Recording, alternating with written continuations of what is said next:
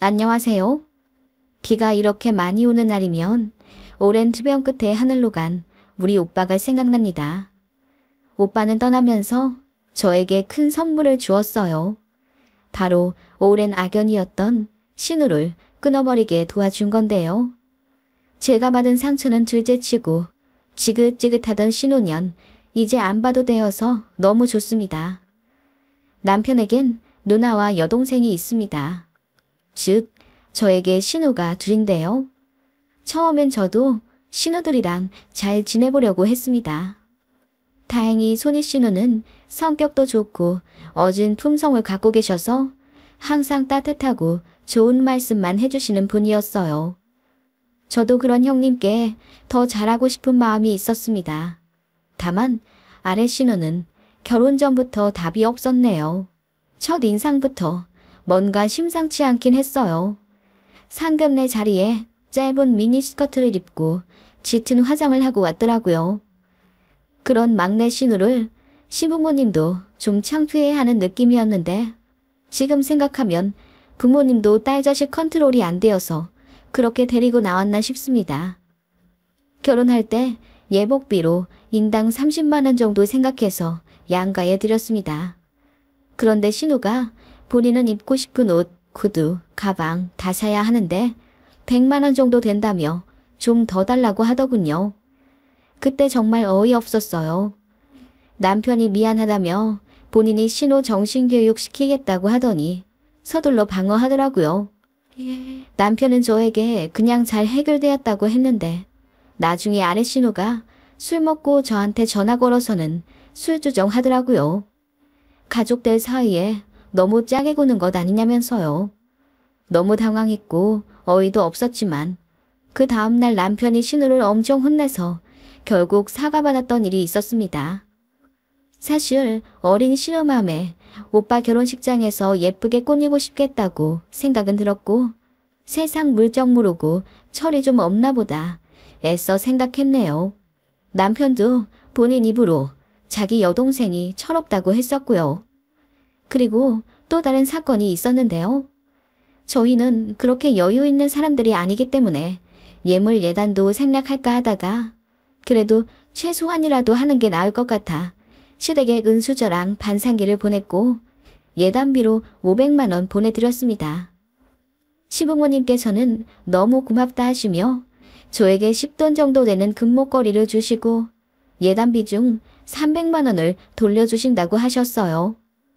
그런데 집에 와 봉투를 열어보니 100만 원밖에 없는 거예요. 혹시 분실했나 누가 가져갔나 싶어서 심장이 덜컹하더라고요. 가방도 살펴보고 차도 살펴보고 그것만으로도 모자라 걸어온 길을 거슬러 다 살펴봤는데 없더군요. 시부모님께서 거짓말 하실 리는 없고 그 귀한 돈을 잃어버린 걸 들키게 되면 얼마나 한심하게 생각하실까 전전긍긍했네요. 당시 남편한테도 어떻게 말해야 할지 몰라 고민하다가 결국 울면서 토로했더니 남편이 시댁 가서 다시 찾아보던지 아님 물어보겠다고 했는데 결국 못 찾았어요. 그래서 제가 속상해하니까 남편이 본인도 더 잘 챙길 거 그랬다며 본인 개인 돈 200만 원을 저에게 주더군요. 물론 제 잘못이라고 생각해서 받진 않았지만 그 마음이 참 고맙더군요. 그런데 남편이 아무리 생각해도 찜찜했는지 조사를 계속하더니 결국 찾아냈더군요. 막내 신우가 돈도 없는데 비싼 디지털 카메라를 어디서 사가지고 들고 다니는 걸 이상하게 본 남편이 끈질기게 추궁을 했나 보더라고요. 신우는 계속 본인이 모아둔 돈 쓴 거라면서 억울해했지만 남편이 통장 내역까지 보여달라며 난리를 쳤다더군요. 결국 그 돈의 실체는 어머님이 저에게 주실 꾸민비 봉투에서 나온 거라는 걸 알게 되었죠. 돈 봉투 안에 300만 원이 아닌 100만 원만 들어있으면 제가 시어머니한테 감히 물어볼 거라고 생각 안 했답니다. 그리고 제가 잃어버린 거라고 자책하더라도 어리다 말하지도 못할 거라는 걸 알고 그렇게 계획을 짰나 보더군요. 너무 악랄하지 않나요? 그게 결혼식 치르기 일주일 전에 밝혀진 일이었고 시부모님이랑 남편 그리고 손이 신우까지 전부 난리를 쳐서 막내 신호 혼내느라 뒤집어 엎으셨다더군요. 그래서 결혼식장에 막내 신호 안 왔어요. 시부모님이 저한테 미안하고 면목 없다고 그냥 집에 두고 오셨다더군요. 정말 황당 그 자체였던 사건이었죠. 알고 보니 신호가 집안에서 애물단지 같은 존재더라고요. 어릴 때부터 자잘자잘하게 사고치며 비행도 좀 했던 것 같고요. 모르겠어요. 제 남편도 그렇고 손이 신호인 형님도 참 풍성 어질고 괜찮으신 분인데다 시부모님도 평범하시거든요. 좀 꼬장꼬장하신 면은 있지만 그렇다고 눈에 띄게 문제 있는 분들은 전혀 아니세요. 막내 신우는 뭐 때문인지 어렸을 때부터 사고도 많이 치고 성격도 많이 엇나갔다고 하던데 그냥 타고난 성향 같습니다. 아무튼 그런 막내 신우가 신경을 쓰이긴 했지만 결혼하고 나서 남편 직장은 멀리 아랫지방으로 옮겨야 했기 때문에 시댁이랑도 자주 왕래를 못했고 막내 신우랑도 2년에 한 번 볼까 말까 하며 살았네요. 그렇게 지내는 동안 저는 아이들을 낳아 키우고 있었고요. 문제는 막내 신우가 결혼하면서 저희랑 같은 도시로 이사오고 나서부터 벌어졌네요. 저희 아이들 초등학생일 때 막내 신우가 갑자기 결혼을 했어요. 혼전 임신으로 급하게 결혼한 상황이었고 신우 남편은 이렇다 할 직업이 없는 사람이었습니다. 이해가 가지 않았지만 너무 사랑해서 없으면 못 산다고 울고불고 난리쳐서 겨우 양가 허락받고 결혼하더라고요. 그런데 모아둔 돈이 거의 0에 가까웠기 때문에 신우 남편한테 700만 원 있었다고 하더군요. 양가에서 조금씩 모아 22평짜리 전셋집에서 신혼 시작하더군요. 그런데 신우가 저에게 뭐 맡겨놓은 듯이 그러더라고요. 임신했을 때는 본인 좀 잘 챙겨달라며 체리 사달라, 복숭아 사달라 매일 연락 오고 그것도 모자라 저희 가족 마트 갈 때 따라가서 본인 먹고 싶은 간식 5만 원어치 막 담더라고요. 뻔뻔하게 계산은 하지도 않았고요. 그런 식으로 마트나 시장 갈 때마다 악착같이 따라와 제 지갑을 같이 쓰려고 하는 게 괘씸하고 열이 받아 이건 아닌 것 같다고 선 그었더니 가족 사이에 너무하다면서 시장 바닥에서 엉엉 울더라고요. 배는 남산만한 임산부가 엉엉 우니 잘 알지도 못하는 주변 상인들과 할머니들은 저에게 손가락질하며 신우가 임신해서 먹고 싶은 게 많은가 보다. 올키가 돼가지고 베풀질 못한다며 막 혼내시는 거예요. 그때 얼마나 창피하던지요. 애 낳고 나서도 장난 아니었습니다. 산후조리원은 돈 없어서 못 들어가니 저더러 도와달라. 산모 식단 좀 차려달라 등의 요구는 애교였어요.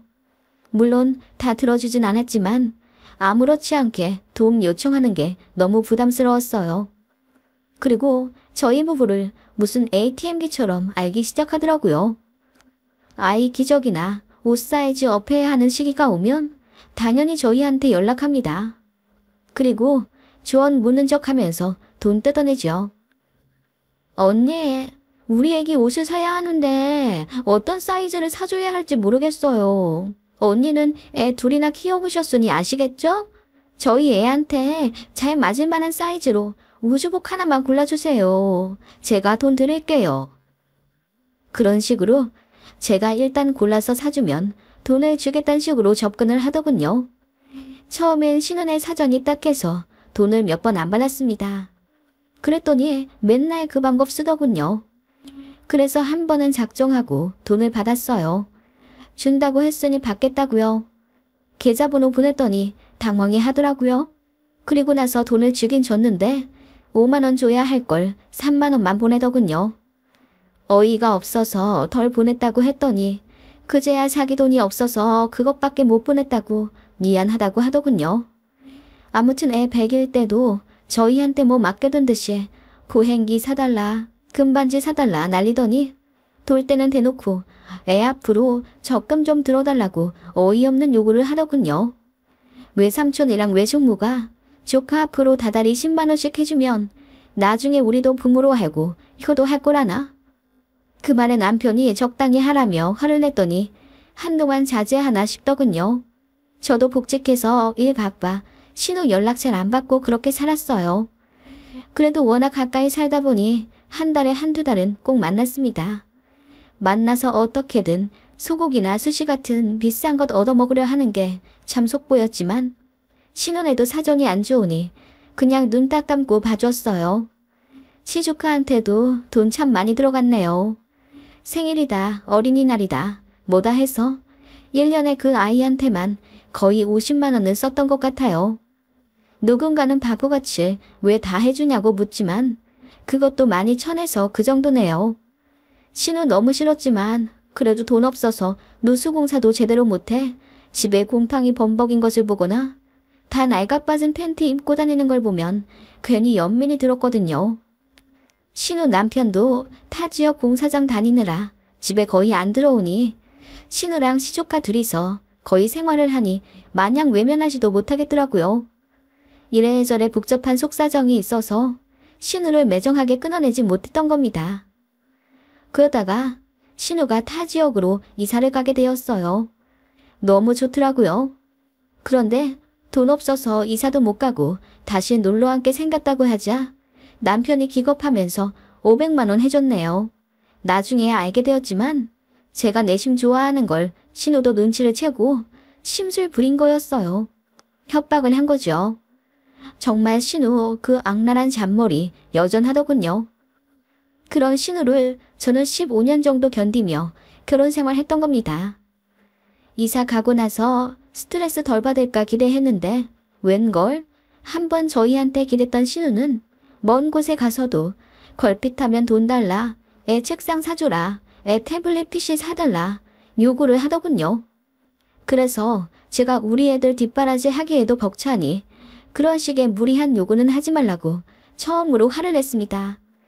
그랬더니 신우가 애 데리고 막무가내 저희 집에 올라오더니 올케로 들어왔으면 올케답게 굴어요 언니. 우리 엄마 아빠한테 잘하지도 못하는 며느리잖아요. 신우가 형편이 어려우면 좀 돕는 게 맞는 거죠. 새언니 정말 개념 없네요. 라고 하더군요. 그리고는 6살 난 시조카를 저희 집에 맡길 테니 일주일만 봐달라고 하며 나가는 것 있죠.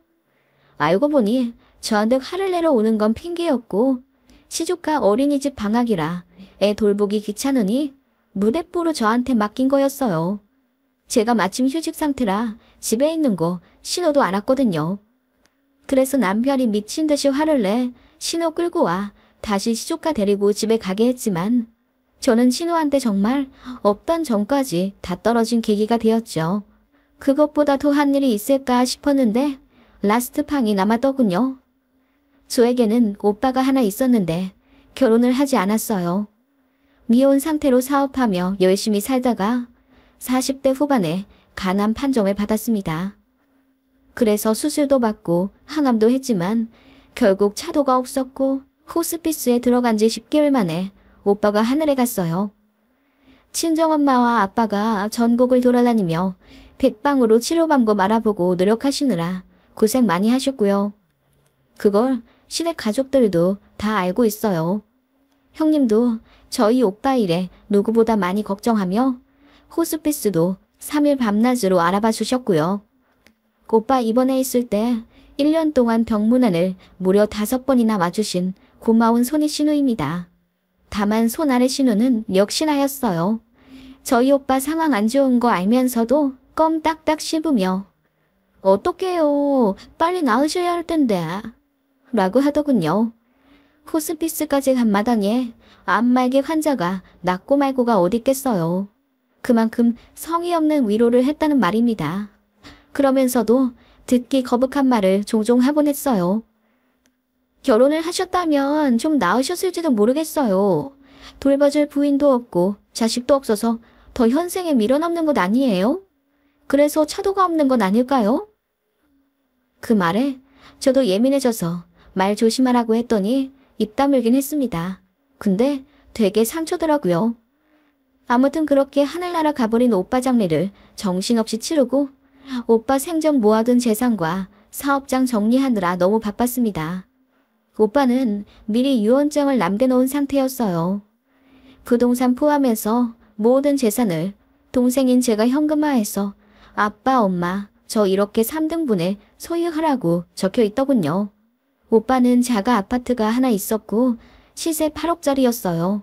대출은 1억 정도 끼어 있었고요. 사업장은 정리하니 6천만 원 정도가 남아 그거랑 오빠 부의금 들어온 것 더 보태 오빠 명의 대출부터 싹 정리했습니다. 집은 바로 처분하기 어려워 부모님과 상의 끝에 당분간 그대로 두기로 했어요. 그런데 막내 신우가 어느 날 저에게 전화를 하더니 오빠 재산 같은 건 다 정리를 하셨냐 묻더군요. 제가 좋아하는 손이 신우라면 응당 내 걱정이겠거니 싶겠지만 뻔하디 뻔한 막내 신우라 음이용하게 들려 기분이 나쁘더군요. 그래서 알아서 할 테니 오빠 얘기 안 물었으면 좋겠다고 했어요. 그런데 며칠 뒤 웬일로 저희 집에 수박까지 사들고 와서 방문하더군요. 원래는 항상 빈손으로 오던 신호거든요. 와서는 제 눈치 싹 보면서 언니, 살이 많이 빠졌어요. 오빠분 사후 처리하느라 많이 바쁘신가 봐요. 라고 하더군요. 그러더니 또 저희 오빠 결혼 얘기를 하는 거죠. 결혼을 하신 상태였으면 배우자가 정리를 해야 할 일인데 안 하셔서 언니가 고생을 하네요. 그래도 하늘에서 보시고 고마워하실 거예요. 생전에 참 좋으신 분이었다면서요. 웬일로 말을 차가게 하나 싶더군요. 그런데 역시나 속꿍꿍이가 있었습니다. 집 얘기를 자꾸 물어보더니 그 집은 어떻게 처리를 할 거예요? 바로 안 팔릴 것 같다던데 그럼 전세로 돌리나요? 죽은 사람 집에 아무도 안 들어가려고 할 텐데 골시 좀 아프시겠어요. 라고 하더군요. 그래서 알아서 한다고 딱 잘라 말했더니 갑자기 팔자 눈썹을 하며 제 손을 잡더라고요. 언니, 아마 그 집 팔리기도 힘들고 세나도 누가 들어가지도 않을 거예요. 이래저래 안 좋은 기운도 많을 텐데 정리를 할 겸 제가 들어가서 살아도 될까요? 그 말에 저는 제 귀를 의심했습니다. 네? 아가씨가 우리 오빠 집에 왜 들어가 살아요? 빈집 그냥 두면 안 좋잖아요. 그리고 팔 거라면 더 집 관리를 잘해야죠. 언니가 부동산에 그 집 내놓으면 저랑 우리 딸이랑 그 집 살면서 집 보러 온다는 사람들한테 집 보여주고 그럴게요. 그러다가 바로 팔리면요? 에이, 뭐 바로 팔리겠어요? 일단 저희 2년만 살다가 내놓으세요 그럼. 아무렇지 않게 제 눈을 빤히 보며 말하는 막내 신우의 눈동자에서 저는 오싹함까지 느꼈습니다. 정말이지 공감 능력이라는 건 찾아볼 수가 없는 태도였죠. 그래서 오빠 죽은 지 반년도 안 된 내 앞에서 그런 말을 할 수가 있냐며 제가 소리를 질렀습니다. 해도 너무한 것 아니에요? 아가씨 민폐 끼치고 산 게 개념이 없어서라는 건 알았지만 이 정도일 줄은 몰랐네요. 어떻게 올케 죽은 오빠 집을 탐낸단 말이에요? 언니, 저 이혼할지도 몰라서 그래요. 우리 딸이랑 살 국민을 찾아야죠. 저 이혼하면 어차피 오빠랑 새언니가 저 도와줄 거잖아요. 어차피 그 집도 언니 재산 될 건데 좀 좋게 생각하면 어디가 덧나요?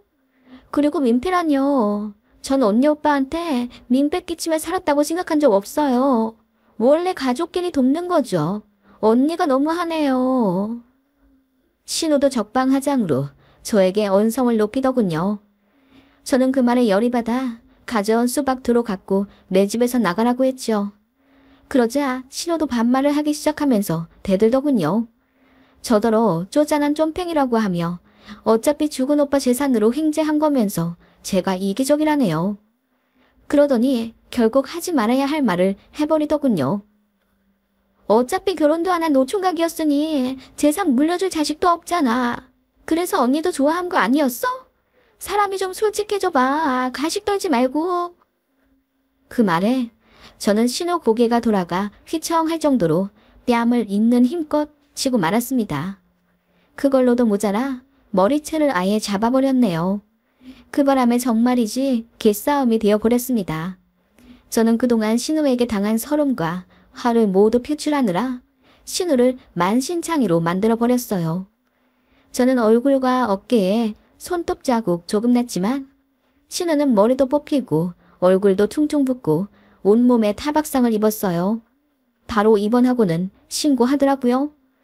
결국 쌍방으로 처리되긴 했지만 그 일로 남편도 신우에게 완전히 학을 떼었고 시부모님과 손희 신우도 저에게 면목 없다며 사과하셨습니다. 정작 신우는 고개 빳빳이 들며 자기는 잘못이 없다고 소리치더군요. 오히려 좋았어요.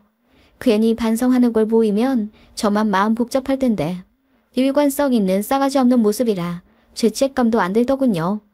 앞으로 절대 연락하지 말라고 했습니다. 시댁 갈 때도 막내 신우랑 절대 안 마주칠 테니 불만 있으면 이혼한다 했더니 남편도 시부모님도 아무 말 못하시더군요.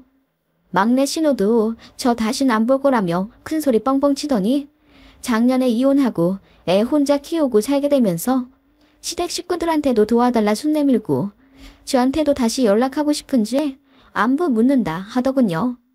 저한테 연락하면 바로 욕 박아버릴 생각입니다. 지긋지긋한 아내 신우 죽으면 눈물도 안 날 것 같아요. 장례식장도 안 갈 겁니다. 정말 뭐 이런 인간이 다 있나 싶어서 열받지만 그래도 그 일을 계기로 아예 안 보고 차단하고 살게 되니 마음은 편하네요.